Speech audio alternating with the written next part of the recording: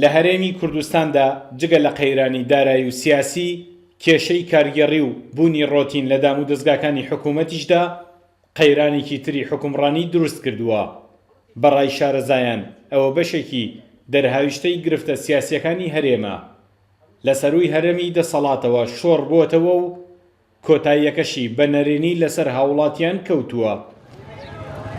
ئەم قەیرانە کارژێڕەی کە هەیە ڕنگدانەوەی ئەو سیستەمە سیاسیە دووبارە دیسان کە بەرەوشێمەی گرتووە ژمارەیەکی زۆر لە کارمەندان کە لە فەرمانگەکانە هەن پێم وایە نەک ئیشەکان ئاسانتر بەڕێ ناکەن بگرە زیاتر خۆیان سەرقاڵی خۆیان و ئەمە ژوا دەکا ئیشەکان وەکو پێویست هەم ئەرک و هەم مافەکان نەگەێنرە شوێنی خۆیان. بەڕاستی لە ساڵی 1948 کاتێک جاری گردردونی مافەکانی مرۆڤ دانرا دوای 50 ساڵ جاری گردردونی ئەرکەکانی مرۆڤش ئێمە کە لە فەرمانگەیەکدا ئیش دەکەین چەندە چاومان لەسەر مافەکانمانە ئەوەندەش لەسەر ئەرکەکان کەواتە دیالێ لەکتیکێک لە نێوان ئەرک و لە نێوان مافدا هەیە.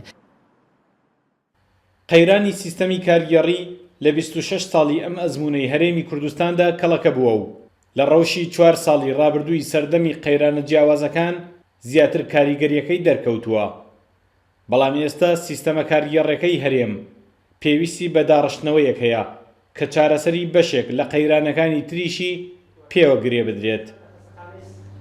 جگە لە قەیرانی دایرایی لە کوردستانە قەیرانی بەڕێوەبردن هەیە. هونەری بەڕێوەبردن زۆر گرنگە بۆ پێشچوونی کاروباری دەوڵەت. ئێمە ئەم وڵاتە بەدەستی قەیرانی ڕۆتینات و زۆر دەناڵێنین.